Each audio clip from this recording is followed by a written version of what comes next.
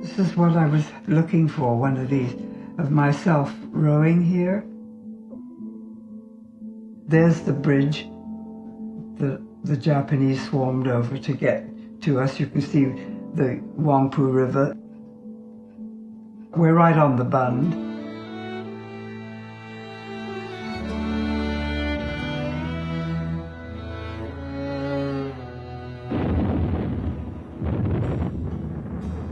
The Japanese wanted to take a lot of China, but it took them many years to gradually work their way down the Manchurian coast.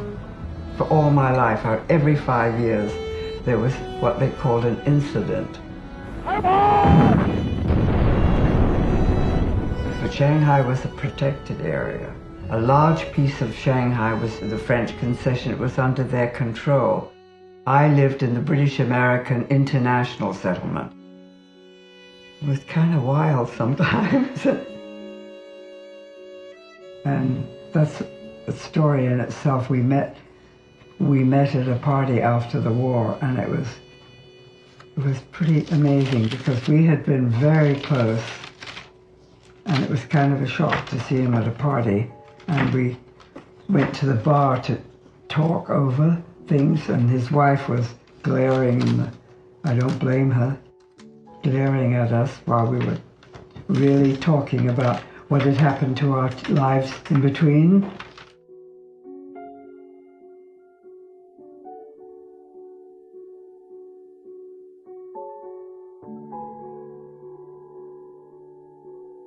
Shanghai's my home. Where would I go?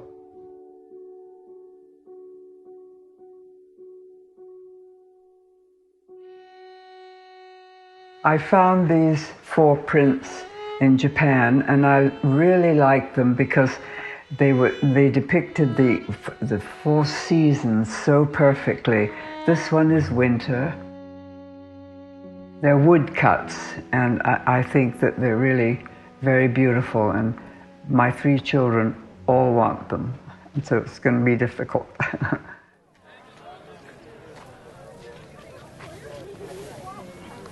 This is Mom's favorite tomatoes. Oh, I can't get into all that. I'll walk on. I can't talk about tomatoes. He wants me to, but there was no such animal in camp. We had 1 cabbage between 1,800 people. It was just like waving a leaf over a big pot of stew. But I think we'd selected 2 there that Ginny's taking him. A lot of difference in those 2 jars of soup than what we had, which consisted of 8 pounds of beef between 1,800 people. I'm all right. Do you want me to hold Ginny, your hand? no, I'm fine. I'm fine. Hold on to me. No, I don't want to look like I need help. My mother used to go to the big Chinese market to buy vegetables, which was the other side of the border, and all the Chinese used to shop there too. So it was very free. We were back and forth, from Japantown, where the Japanese consulate was. That was why we weren't prepared for losing all that freedom. My mother said I was always crying, so she took a picture of me crying. There. She said I was a crybaby. I was born in the United States on a business trip, but I am British. I happened to stay here a year, but my father didn't. He was en route to China, and I spoiled the whole thing by being born here. Shanghai was this sort of melting pot of wealth, the Paris of the Orient, as it was known to be. My father was a trader, and he would import oranges, and he would export brass, antique, and pig's bristles. Then when I was about 12 years old, my father decided he'd had enough of China and was going to try another country. And my mother said, but I really like the life in China. I don't think I'm coming. By then I had a brother, 2 years younger than I. And he said, well, Okay, if you're going to stay, I'm not leaving you any money. You're on your own. She formed a linen business. She imported Irish linen and had these young boys that used to do all the embroidery. I could still see her sitting at her desk till midnight, and she would take visiting diplomats and find the most amazing antiques, and she loved gambling and used to go to the races every Sunday.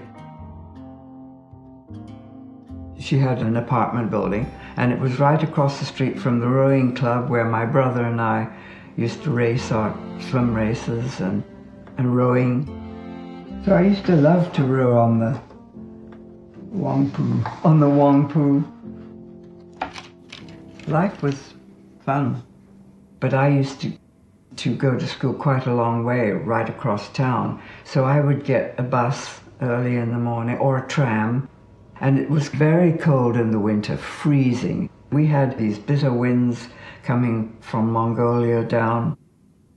And in the wintertime, these poor Chinese coolies that were around town, homeless, would just sleep wherever they could.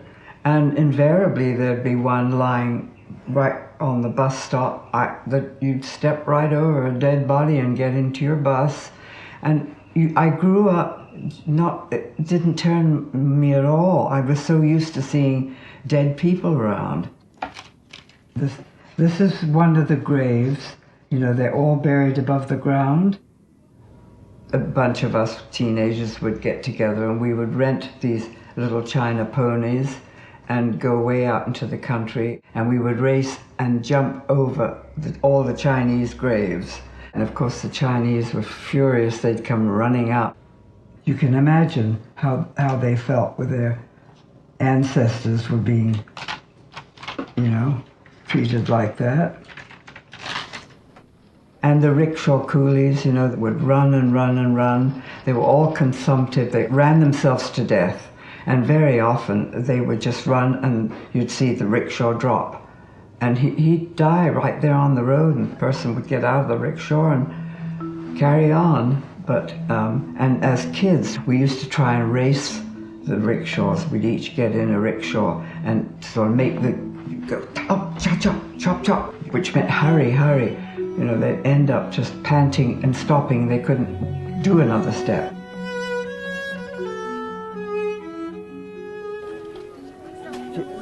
The flowers are here. So these are very pretty, and you could use them for an ikebana. These are too small, too clumpy together. You need an individual flower that you're going to just see. The flower itself is beautiful. That's the young man that I went with he was my very special boyfriend, this one. There's my brother on the roof, thinking with a tin hat. The soldiers had given him a tin hat, thinking that he was going to protect.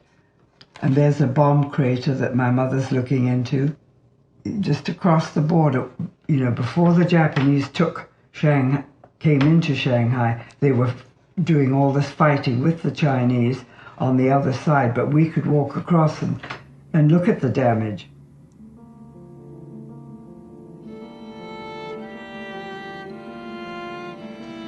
This is the destruction just outside. This is all outside of Shanghai, but not very far.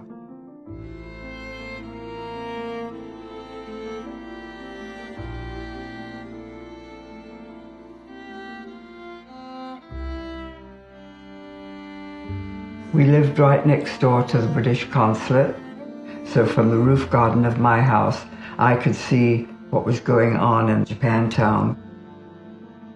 This is the Chinese trying to get away, to come into the city to get away from the Japanese. There's a bomb going off.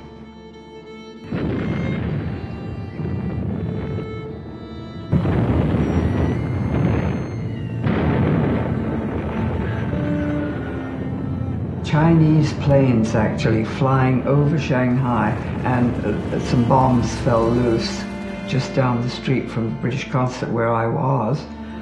So, of course, I had to go and check it all out. So I walked several blocks and saw all these trucks, pickup trucks arriving to pick up arms and legs and bodies and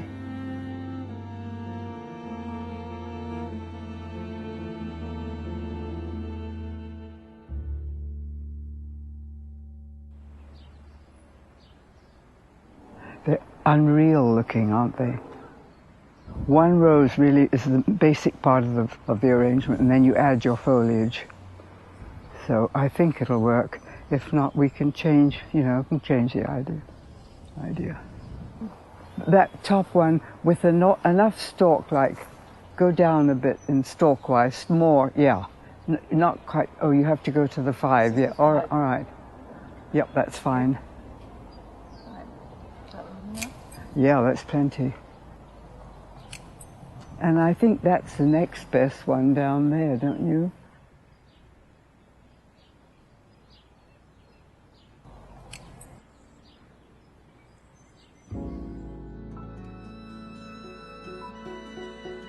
In a Japanese home, there's an area called a tokonoma. There's always either a flower arrangement or a piece of expensive old porcelain. And with the seasons, there's always the flower that's in bloom for that season. And it's probably winter with a rose like that. So let's put it under winter. There was a lot of shelling, and it was the one time when a piece of shrapnel actually came into where I was, not far from me on the wall, and it was still hot. We were all told, oh, go across the border, they're all around, they're surrounded Shanghai, they'll take you, shoot you or something. So my mother thought to herself, well, we've got to get more food. And I know where there's fresh stuff that's probably just going to waste, or the Japanese are taking it all. And it wasn't very far, but it was probably 10 to 15 minutes over the border into the country, just dotted with these big estates. And over she went, and she had loaded the car up and was on the way back when 2 Japanese soldiers surprised her. She thought, I'm too close to the border, I'm not stopping. When they started to fire, and of course the car sank like this, on the rims. Suddenly she saw the 2 or 3 British soldiers saying, come on, you can make it, you can make it. And they was yelling because they couldn't go and rescue her. So by the time she got to the border, they just pulled her and the car and everything in over the border, and the Japanese just took off. It suddenly came over all the radios, that Pearl Harbor had been bombed, and of course that just, everything clamped down, the borders were quickly closed, and we tried to keep the Japanese out. They marched in by the end of, that day or the next day, but right in the beginning, nobody knew what was happening. Every building on the Bund was swarming with people watching the action where the Japanese were dropping these bombs just across the harbor.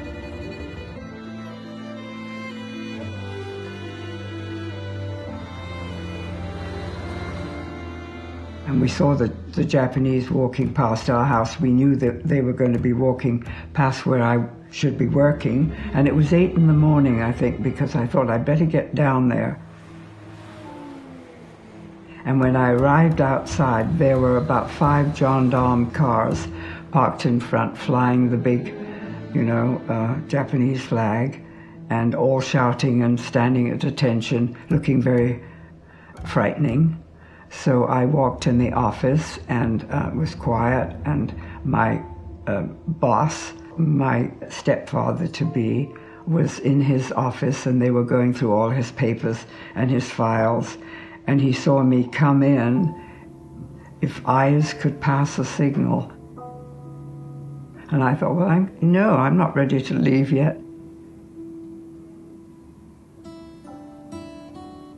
I just sort of tore up a few little things discreetly. I knew that he was a very big shot, and if he had been picked up by the Japanese, that would be the last I would see of him under the circumstances. Only Great Britain knew what he was doing out there, tapping wireless and passing private messages through China. This is the church where we all had to register and to pick up armbands that we were going to be issued. They were red, bound with black, and big black numbers, and A or B, American or British. We tried to carry on with business as best we could. The Japanese marched into all the banks and got behind the counters and started to take over the banking and shipping. All the shipping companies had their big companies on the bund. The Japanese took them all over. They would just commandeer everything. And so life went on, and gradually we became less afraid to go out and wander around. We needed to get food. The Chinese started to make us open any can that was already sealed so that we wouldn't hoard. So that was no good to us. If we went and found a can of sardines and they said, open, open, eat here. My brother had left already, left Shanghai, not knowing a soul, going to his own country that he'd never been to before at the age of 17. And the first thing they did was send him to Florida, which was so funny. He came straight to America then, and that's where they trained a lot of the RAF pilots. So we had the freedom of the city, but as I said, food was getting really scarce. Money was just about out, We'd hidden what we could under our mattresses. I found out there was a big jail, and I went up and said, is there a Mr. Gand in this prison? And they were shouting at me and said, no, he's not here. So I left, but I just knew he was there. So I went back a few weeks later and I said, are you sure Mr. Gand's not here? Maybe I could bring him some food, maybe a thermos of something. And they said, wait. And then they brought out some dirty laundry, and it was all blood-stained. And they said, Mr. Gand, take home, wash. So I was able to kind of know that, that he was alive, and of course being tortured, as they all were by then. I was sent to a school in the city. I was very scared because here was my mother outside by herself. So there was a prior arrangement if she could find out where she was going. And she only had a bike by then. They'd taken commandeered all our cars. They were all sent to Japan, all our cars. So on Sundays, I would go up to the top, to the roof garden area, until one day I saw her cycling along, puffing and blowing, and she went past the camp a couple of times just so that if any guards were watching her, they could pick up that there was something suspicious going on. So she got off her bike and she, went like this, and she got her arms out like a plane, like two arms, and she would go like this, like she was sort of landing maybe. And I thought it was a big bird, that she was trying to tell me something about a bird, and then she would go like this, birds, And then I thought, well, there is this air cadet school that I'd heard about. I bet that's where she's going. About 2 weeks later, this notice on the wall saying we need volunteers to leave this camp. And I saw that list and I put my name right at the top. Then I had these orders to report, climb on the buses and head out to God knows where.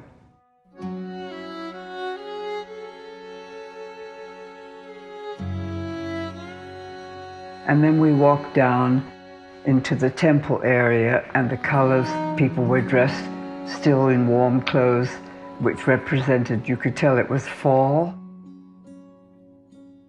It was about a 2-hour drive way out into the country, and then down this long dirt road towards what had been a school.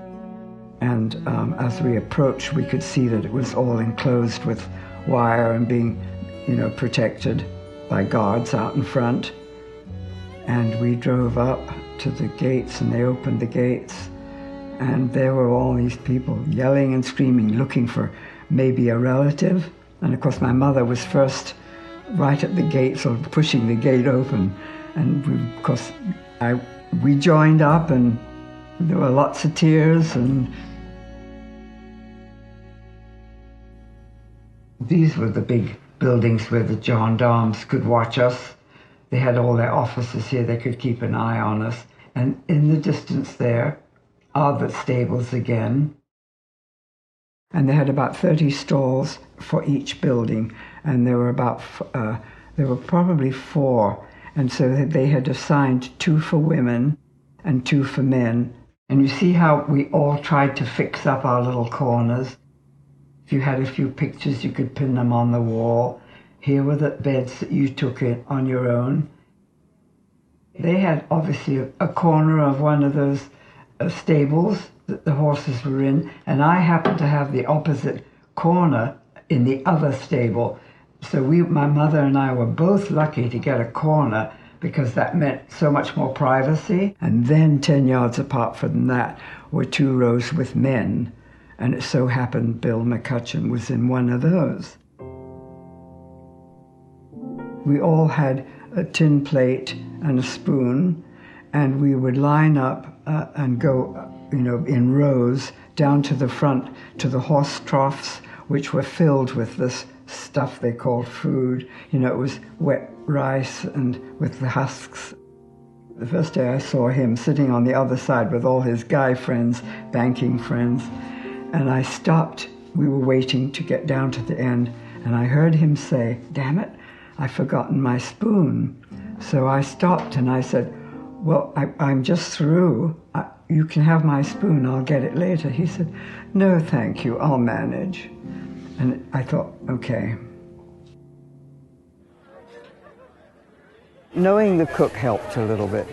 Bill decided to steal a little piece, which was like a quarter of a piece of cabbage, and hide it under one of the window sheds and till the evening, and then walk with me past the shed and reach my hand in, or his hand, to take this cabbage that was like a birthday, Christmas, everything present to me. It was gone. And that was a dream that as soon as I got out, I had coleslaw. Let's see where we are. This was, of course, a highlight of our day, our precious water. You can see we all have a thermos in our hands. It would take just about 2 glasses of water. And we'd have to wait. The water would run down because it was empty, so everybody had to wait for it to start bubbling again. And if it was hot, and Shanghai could get so hot, we really got hot waiting in line like that. But my mother wouldn't get in line. I had to take her thermos too. She wasn't gonna get in line with the what did she say, the riff-raff? With the 2, we only had 2 glasses of water a day. So we had to decide, do you want tea or do you want water? The well in the camp was salty, so we couldn't drink that water. It was like an artesian well kind of water. So we just managed, but we were thirsty, and if it rained, everything that you had went out to be filled, even your hats practically. You'd wash your hair, and do whatever you could with fresh water. Everybody had the same hairdo. We just tied it around our heads like this and then rolled like a sausage all the way around your head. It was hideous looking. We lost our good looks. Everyone said, "Oh my God, is that her? I thought she was better looking than that." At 6 o'clock, the whistles would blow and it would be time to get up, and they would come marching down the pathway, the gendarmes, number 1, 2, 3, 4, all the way through. I know once I had a book in my hand, which was a no-no, because I just happened to have it in my hand, and I was on the end, and he stopped and said, "Boku!" And he was about to hit me, but he didn't. He just sort of stopped. He was going to hit the book out of my hand, and I dropped it. And he shouted, "Boku, boku," like it was against the emperor. Because we all thought we were only going to be in camp about 6 months to a year, that the Japanese war would be over, and we had escapes. We had 2 escapes, and they were friends of my brother's, it so happened, but they spoke Chinese. And if you spoke Chinese and could get out of the camp, you might be able to get across the Chinese countryside and get up the coast to Mongolia. And that's a long way, right up to northern China, and then got helped into England. I mean, that must have been quite a trip for those boys. The Chinese probably fed them and probably gave them Chinese clothes. There were these Russian girls in the camp that were seamstresses. That had been their business. And Bill McCutcheon had a purple tablecloth that God knows why he brought a purple tablecloth into camp, but it was just something to wrap something up in, I think. And it was out on the line one day that he'd washed it. And I thought, God, they'd make the best bras because they were linen, kind of linen. So I got these 2 Russian girls and I said, if I can get that purple tablecloth from that man, could you make me some underwear? And they said yes. And they made the most perfect bras that you could buy anywhere. They were perfect because they were, that was their business. So people used to laugh because every now and then they'd say, oh, Virginia's just done her laundry. There go the purple bras flapping in the breeze there.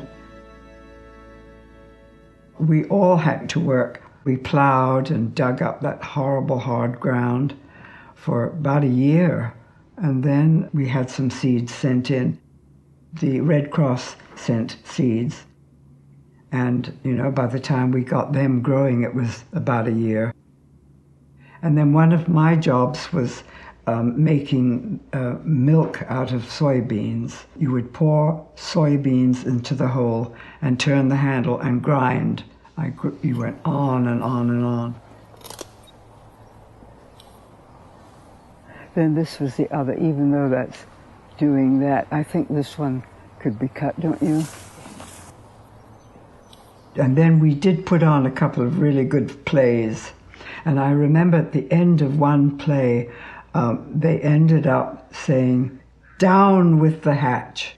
And that in England means down with your ships. We all roared, and of course the Japanese thought it was so funny, not realizing it was a joke against them. There was one gramophone. The Japanese would all sit on benches and watch us, dancing this foreign kind of dancing. And they would laugh and think it was all a big joke, and that's how we kind of got close to people and could talk, There was some pairing up in camp, and a lot of people were separated from their spouses. And so, of course, there were a lot of romances started with maybe the wives had already left on the evacuation ships, but the husbands were in camp. So there was a lot of hanky-panky going on. There was a garden shed that Bill and I found we could get behind, but just meeting in the daylight. So it was just little chance at romance. Going into camp, he sat with the radio right on his lap with a jacket over it, and nobody knew that he couldn't pack it. And as soon as he got into camp, long before we got in, because they were sent to open up everything, he found a place where he could hide it. And then as the war progressed, they buried it. They all said, Bill, we've got to get rid of this thing. And he was reluctant. He wanted to get the news, But then you see, when he got the news, everyone in camp was smiling, and the Japanese were wondering how they're getting some news in here. One day when I was in Japan, I was looking for a framing shop, and in the back of the shop, rolled up on a table with a lot of tapestry and stuff, there were these 2 pieces of silk. They were a pair. You have to go close to them to realize that it's thread and fine needlework, otherwise they look like paintings. I had to have them framed so the silk could be pulled tight because, you know, they're inclined to wrinkle being silk. So I think they've held up very well.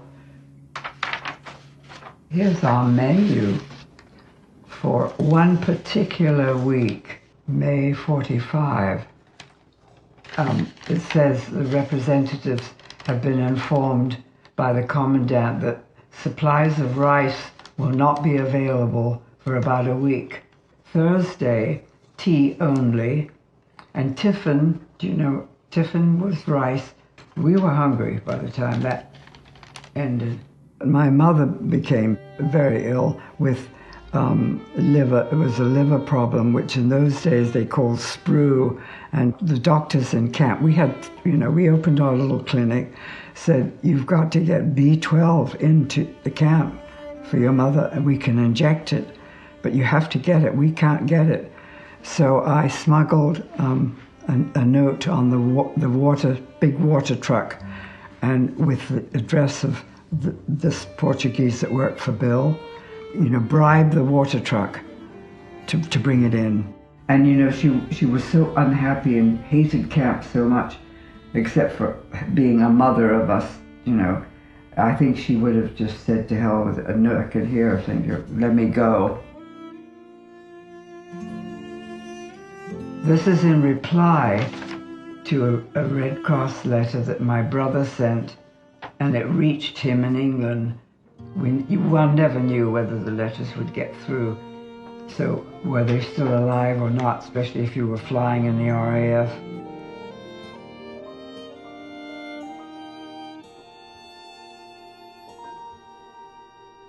Suddenly, one day, we heard this noise.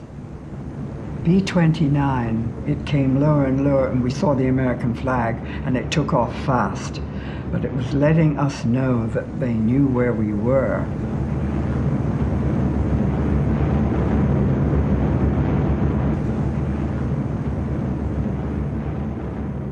When they started to drop packages over camp after the first planes came over, they would drop them in the red and green parachutes, and the parachutes came floating down outside the barriers of the camp. But, you know, we took chances. Some of the men they said, we're getting those parachutes. That's, you know, the food and the silk, that fabric. So they were leaping over and of course the Japanese were going out of their mind. 2 or 3 of the men jumped over the fence, rushed to pick up these packages and throw them over the fence to us with the parachutes. Of course, the Japanese were furious that you know, that we were all out there clapping and laughing and saying, Americans arriving, you know. Well, the planes were the first signal that obviously we were winning the war and we would be released. You know, until then, even with some of the Red Cross packages coming in, we didn't know if they might be the last thing we ate. Execution date. It has been established beyond all doubt that they were going to dispose of all the prisoners, and we really didn't know until after the war, and we found out that the Chinese were building these ovens down. They would be ready in about 3 months, and we were all going to be incinerated. We weren't going to be let out.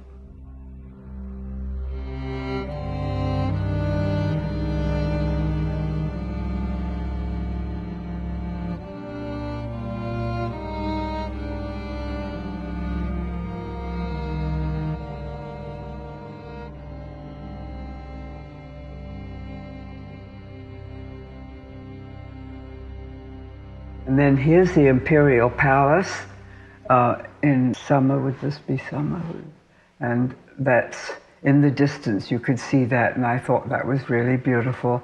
Roll call was usual. You know, you could hear them coming down the pathway, but you didn't. This one morning, it was 6 o'clock, and we were all lined up outside, and you know, it was what's going on? You know, what's happened? Where are the guards?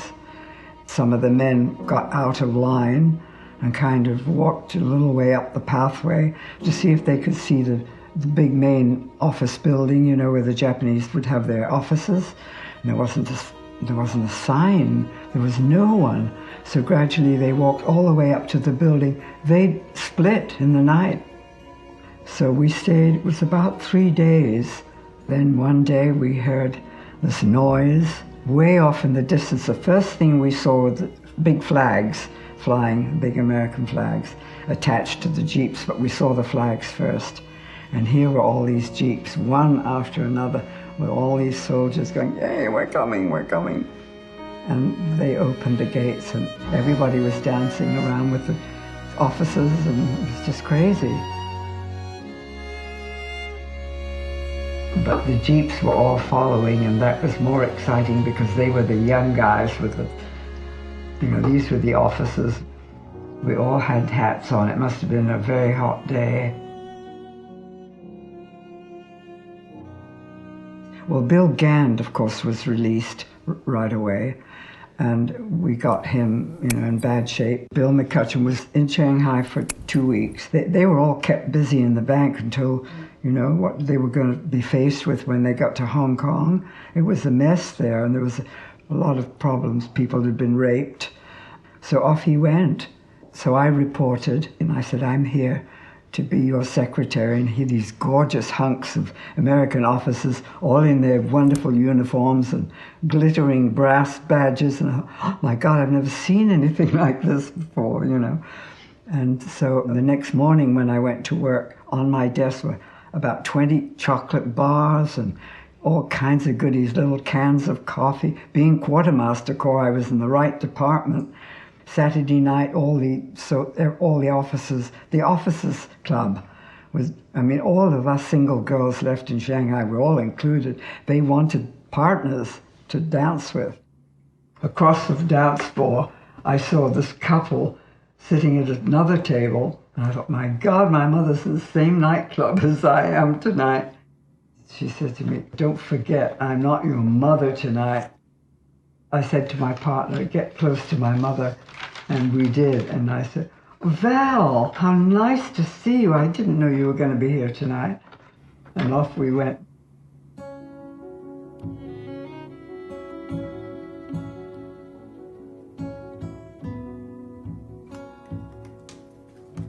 And this is going to be a hard decision.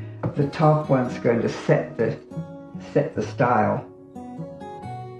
So then I had these urgent wires from Hong Kong, trying to get a passage for you. "Are you ready to come?" And I'd say to my mother, "Well, I'm not in a hurry, not really in a hurry." There was not much difference between Bill and my mother and my age. What if I changed my mind before the ship actually landed? My mother said, "Well, if you don't want him, I would like him. I'll take him." You never know if it'll hold. So it was a story that she nearly lost her man to her mother. When the ship docked, here were all the British troops with their red berets, and Bill standing down there with a jeep and waiting for us to land. And I called down from the deck and I said, "So when are we getting married?" Thinking maybe in a week, And he said, 2 hours. They said, "You're the first civilian woman to come into Hong Kong after the war."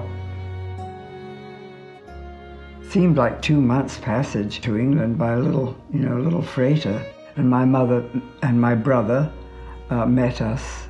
Very exciting. He lived through being a squadron leader and lost a lot of his buddies over Germany.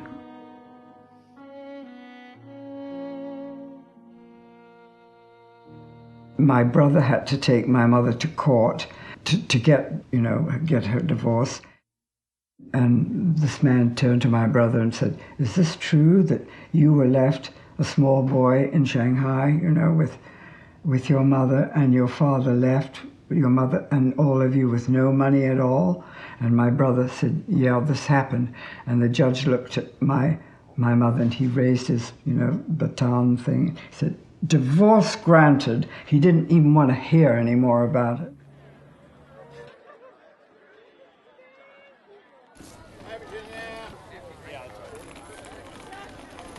I'm going to check on what... I'm going to watch what you're saying to my daughter. Are you still Watch what I'm saying to your daughter. Look at that. And here, I'm glad I didn't say anything astute. So am I, Gary. You know, I hate to be philosophical about stuff when I don't know anything at all.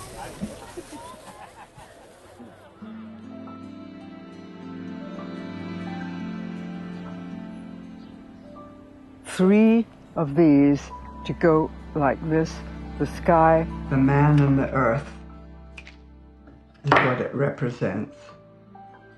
Well, it was such a change to get married and travel to my own country that I had never been to before, and then realized that I was going to lead a life back again in the Orient.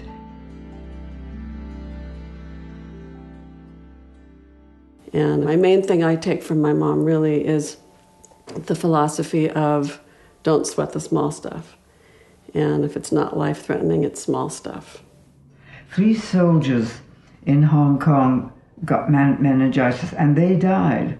My brother and I, it was just the two of us at the time, and I know that I did catch spinal meningitis. She was getting into a real curve, which is what happens, and they hit her spine and the fluid flew right across the room onto the wall. It was so...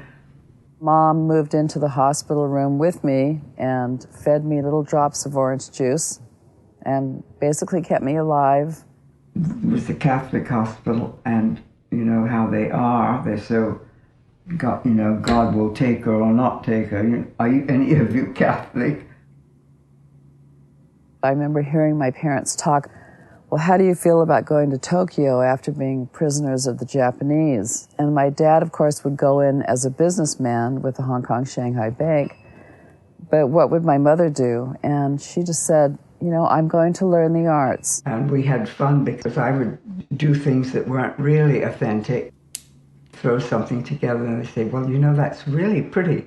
And you're really inventing something that's a little different. This is authentic, this arrangement, but I could play with it to suit myself, you know.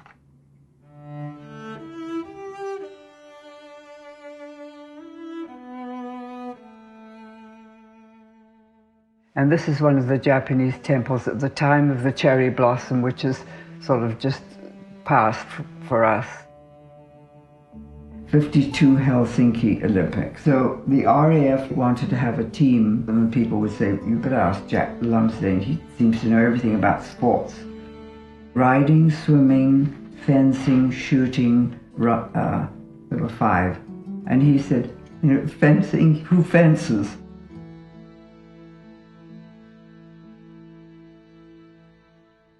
My mother had a dream. She said, there's water around Jack. And they found him on a frozen lake, just couldn't pull out from his dive. I have a brother named John William Rob McCutcheon, this wonderful little brother that I used to run on the beaches in foreign countries with. Was a surfer, surfed until the day that he had his stroke. I've often felt... You did save him. Yeah. Don't ever question it. I sort of questioned that if I'd No, Mom. been smarter. Mom, I don't want to hear it. You know, you questioned that you might have been able to save him completely if you'd been on the ball. Are you feeling okay today, John? Yeah. Because it's damp and it maybe hurts you a little bit. Oh. But even with his hand, you see, this hand, he's able to draw. And when I've been to the farmer's market a couple of times in the season of figs, he surprised me with this painting of a fig. Well, even still, today I'm having an issue in my personal life, and she's still at 92 and I'm 60. I'm able to call her, run everything by her with no filters. Her wisdom is just, I don't know, probably saved me hundreds of times. My son got involved in drugs and alcohol when he was about 18. Well, Eric knew that he was always in and out of my house. He's been like a second son to me through those years. And they came to me, and I thought, oh God, and of course the police would have been alerted that 2 young boys, approximately, are on the run if anybody sees them. And he committed armed robbery and was arrested and sentenced and put in jail or prison for 4 years. And the whole time, Mom would come, she would visit. I used to go and see him in jail, not every Sunday, but for 4 years I must have gone a couple of 100 times. The first 4 years was I actually spent about 10 years in prison. Wasco, Chino, Delano, Corcoran. She wrote to him and she just said from one prisoner to another. And she always talked about her times in prison camp and his times. Because I think he listened to the old girl. From my experience in life, trying to help him come out of the period of life that he was in at that time with the drugs. And they both discussed the great need for privacy.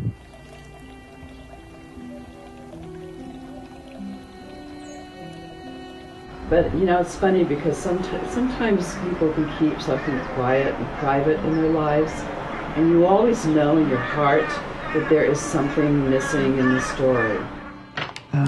That's my special guy. All of these are of him. Bob Perkins. We had a long conversation, and she said, I feel this was very private, and I don't know if I want to share that part of my life. And I said to her, I think that you need to do this. And his father was head of Paramount Films for the whole of China. He was an American, and we did everything together in Shanghai. We would go into the part of China that was becoming a battlefield and where we saw some pretty grisly scenes. I had a wonderful group of young friends, and it was just an exciting way of life for us young people there. It was sports during the daytime and getting out in the evenings and partying. And then a lot of the kids would just go on till 4, and then they'd go and have ham and eggs at Jimmy's and have breakfast straight from the dance floor with your long dresses. And well, there was an Australian girl. She was always playing up to Bob. I always felt, don't leave him too long with her at the bar. He came to me one day and he said, Stephanie wants so badly to go to the United States, and she has asked me if I would marry her now in Shanghai. She's promised me that the minute we land in America, she'll be off on her own. She just wanted to get into the country. And I said, well, that might be the last you'll see of me. And I said, if you do something like that, I can't believe you would do that, but that's your choice. And that, it was all happening so quickly. There was nothing one could plan for after that. There he was, ready to get on the ship with this girl tagging along. And it broke my heart, and I never have really quite gotten over that. And you remember your first love very often. Don't you think? Often your first love, you don't quite ever get over if it was serious. And it was serious. I don't know what else to add, other than she nailed him. And I'm glad that you found the list, that there was a list that was uncovered that showed her true identity when she went into camp, as opposed to going in with my mother, which is what I had sort of heard for many, many years also. When I was getting a divorce the first time around, we were driving one day, and I remember saying to her, no, I'm really not in love with this man. And she pulled over to the side of the road, and it was on Green Street in Pasadena. And she told me the story about Jack Winter. I was free, Bob was gone, so I would go to these cocktail parties with my mother's friends, and there were some young people there with their parents, but you know, a lot of the young people got out. And this one time I met a man that was from Japan, just visiting Shanghai. He was British. But it was romantic because he would take me to these amazing Japanese temples, and he would go in and speak fluent Japanese. And we would go out to Bill Gann's beautiful house out in the country, and Jack was beginning to pursue me to marry him, and there was my life. And there was going to be a man there, you know. I wasn't just a girl alone living in Shanghai with my mother and without any income coming in at all, except what my mother she always had stashes put away. So he said, how would you like to make some extra money? And my ears picked up, and I thought, well, that would sure help. So he said, well, I can set you up if you can get American dollars or duress notes from the American, and my mother knew all the American consulate people. And I thought, well, how does a girl smuggle money in, or jewelry, or anything? There are only a few places that you can wrap some money up in. We had to make kotex out of Japanese rice paper. We all used that. That's all we had as kotex. We could sprinkle that red mercurochrome over it and make it look a little realistic, maybe. And so I designed something, pinned it to my pants, and on I went with wads of money worn in my kotex until Jack met the ship, and we unloaded my money, and he got into the black market there and did a lot of transferring, and I brought back other currency, smuggled back the same way, and unloaded it in Shanghai and made a big profit. So that was the racket that I was in. I haven't been afraid of much in life from then on, I can assure you. That was minor. Everything else in my life from that time on, as far as danger went, that was one of the most dangerous things I did. But it worked.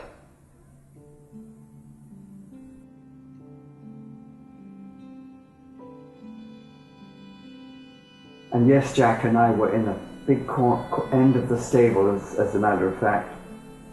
And that was tricky. Because, during that time in camp, I fell in love with Bill. It was very awkward, and awkward for Bill too, to know that we were there behind a couple of sheets. But that's the way it was, and that's the way we managed to survive. And every now and then, on a Saturday night, the Japanese would supervise us. They'd sit in the big hall, and we'd play the records, and we could dance. And Bill would very often dance with me, and Jack would too. I thought I would never get him to agree to a divorce. Yeah. My mother said, well, if he won't give you a divorce, we'll just get in the car and we'll run him over. My mother. Yeah. The part about knocking him off, I remember definitely. Then there's that whole story about trying to get a divorce in a Chinese court.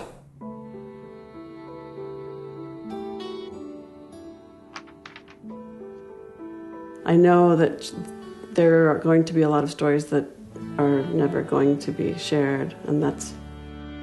I'm lucky to find 4 seasons like that, rather than just one.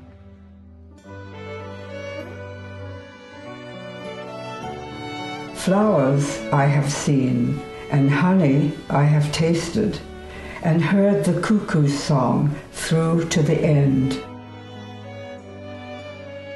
Now, in this world or in the next, dear friend, I shall forever know that life was not wasted.